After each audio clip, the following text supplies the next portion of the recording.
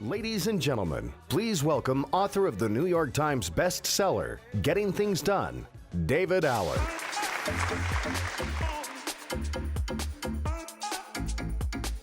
Let me ask you a question. How are things in your head office? Where is your head office? Most of the people on the planet, this is their head office, and it's a crappy office. Most of the people are trying to manage, remembering, reminding, prioritizing, and understanding relationships between multiple things in here. And it sucks. It doesn't work that way.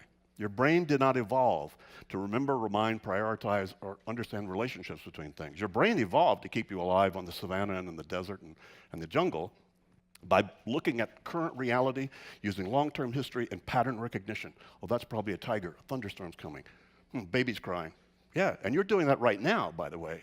And yet you go to the store to buy lemons, and you come back with 6 things and no lemons. How many things you could hold just in this office and manage remembering, reminding, prioritizing, and appropriate relationships between them? Guess how many things before you start to sub-optimize your cognitive function?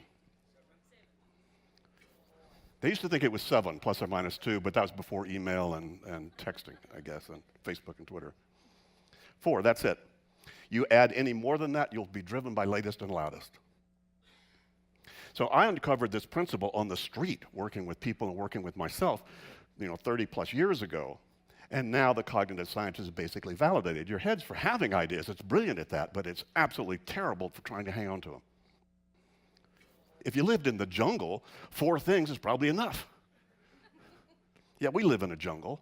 It's just this. And then your boss dumps the problem on you you're going to have to solve. And then you get a text from your daughter, and then a text from your mother.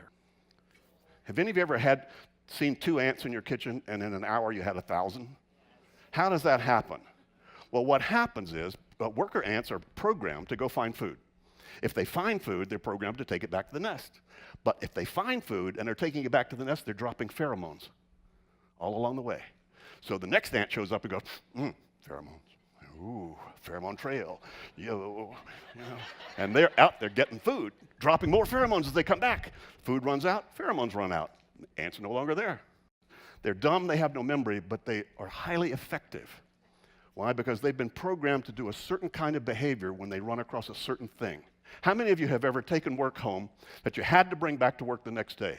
You had to review it, you had to look at it or edit it or something, but mission critical, you do not forget this.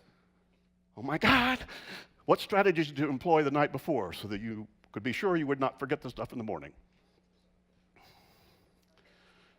Ever put anything in front of your door? For this, you got a college degree, huh? The night before, some part of you was smart, sophisticated, and savvy enough to realize that whoever was going to try to go through the door in the morning may barely be conscious of it all. What the hell is this? Oh God, I've got to take that with me. Dumb, no memory, but highly effective. See, it's the really smart, intelligent people that know you're only smart and intelligent at random moments. So there is a methodology to apply. First of all, you need to identify the stuff that has your attention. You need to make some decisions about what it means. You need to park the results in a trusted place that you review and step back and reflect on a regular basis so that you engage with trust. That's how you get your kitchen under control. It's how you get your company under control. It's how you get your consciousness under control. So these steps are very real steps, but you're not born doing them. You need to capture what has your attention. You need to clarify what you're going to do about it, if anything. You need to park the results in some sort of a situational context. Once you do that, you need to then step back and take a look at the larger gestalt so that you're making trusted decisions about what you do. Advanced common sense, but very few people have really, really done this. But I guarantee you, folks, that if you really do this, if you really start to implement this distributed cognition set of best practices and behaviors, hang on. Fun's coming. Thanks.